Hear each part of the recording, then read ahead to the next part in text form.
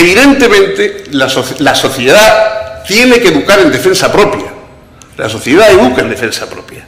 Es importante que eduque porque es la única forma de garantizar el funcionamiento de la democracia. Es decir, todas las democracias actuales viven bajo el temor a que los ignorantes, sea que tienen voto, naturalmente, como todos los demás, superen en mucho a las personas preparadas y que entonces esos ignorantes inclinen la balanza democrática por el lado de la demagogia, bloqueen las reformas necesarias siempre que impliquen algún tipo de sacrificio, apoyen propuestas disparatadas, o en fin, todo lo que ustedes saben. Es decir, la influencia de los ignorantes puede ser determinante para anular las capacidades y las ventajas que puede tener la democracia. Porque, naturalmente, de lo que ocurra de esa educación, eso va a determinar el futuro democrático, político, en el que vivimos. Pero también, maliciosamente, podemos suponer que hay políticos que viven con la esperanza de la ignorancia. Quiero decir, la esperanza de que esa ignorancia sea suficiente para que la gente les vote a ellos. Y, por lo tanto, claro, tenemos que luchar, sí, contra el miedo de los ignorantes, pero también contra los que han hecho su capital político de aprovechar de un modo o de otro la ignorancia, bien sea para vender humo, para vender promesas irrealizables o nefastas o para cualquier otro tipo de cosa. Entonces, la educación, yo lo he dicho muchas veces, es la lucha contra la fatalidad. Contra la fatalidad que hace que el hijo del pobre siempre tenga que ser pobre y que el hijo del ignorante siempre tenga que ser ignorante. Contra esa fatalidad es contra lo que lucha la educación. Y por lo tanto, la educación es la posibilidad de la transformación de una verdadera revolución no sangrienta en la sociedad. Es decir, nosotros no solamente estamos tratando de transmitir educación, sino estamos tratando de prevenir los efectos de una mala educación que va a llegar por otras vías. Y creo que eso es verdaderamente lo importante. Nadie se queda sin ser educado. Muchas veces dicen, ay, es que se van a quedar sin educación. No, el problema es el contrario. Todo el mundo resulta educado. Todo el mundo. Precisamente porque ser humano es impregnarse de la humanidad que transmiten los demás. Entonces, todos los seres humanos resultan educados. Lo importante es saber por quién. Si no son las personas adecuadas las que eduquen, es decir, las personas que bien sea por su cariño y por su proximidad familiar, por su preparación profesional, etcétera, sean los más adecuados para transmitir educación, educarán la calle, educarán las bandas de gángsters, educarán los peores ejemplos de la televisión, educarán los peores modelos demagógicos o lo que ustedes quieran. Nadie se va a quedar sin ser educado. El problema es si los buenos educadores lograremos llegar a tiempo para evitar la mala educación que van a transmitir otros sistemas y que va a llegar por otras vías. La formación de ciudadanos es una garantía de que nos va a ir bien a todos. De ahí la importancia pública de la educación. La importancia de la educación siempre es pública.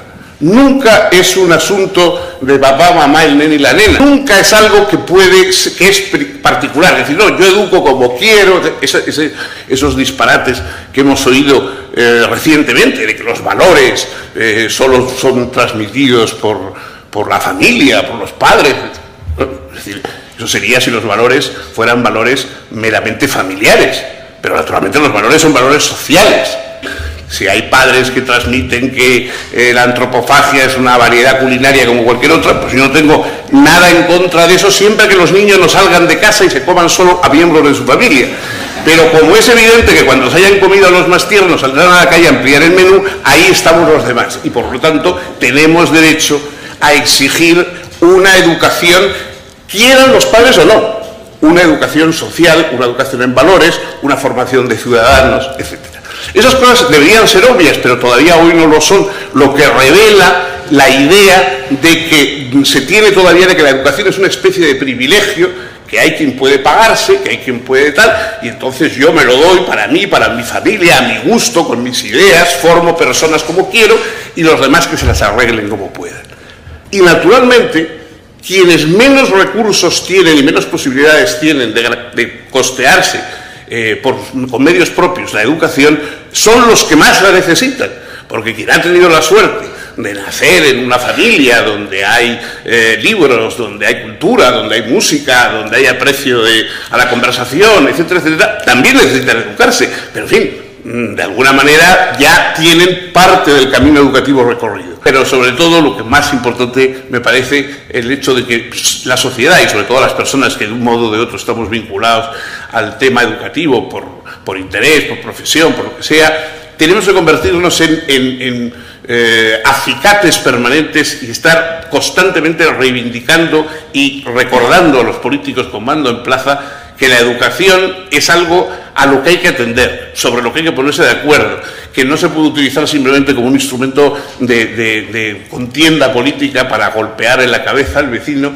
sino que es algo que está más allá de los políticos actuales. Es decir, siempre la educación es algo que está por encima de la política inmediata actual. Es algo que va más lejos, es algo que va a durar más y es algo que por lo tanto tenemos que reivindicar más allá de los objetivos inmediatos políticos de las próximas elecciones, etcétera, etcétera. Es evidente que la buena educación es una empresa cara. Ahora, estamos viendo también, y la crisis nos lo enseña, que la mala educación sale mucho más cara todavía en los países. Que educar mal es algo que cuesta mucho más caro a los países que cualquier inversión que se haya hecho en educación. De ahí la importancia de que la sociedad se mentalice, se conciencie de la necesidad de la educación y exija a los políticos una atención prioritaria a la educación, una atención que no sea simplemente la rutina de decir que se va a mejorar, etcétera, sino una mejora efectiva. Educación, por lo tanto, en cuanto formación de personas capaces de hacer, de inventar, de investigar, de producir, pero también capaces de utilizar las garantías democráticas, desarrollar una ciudadanía a la vez crítica y solidaria.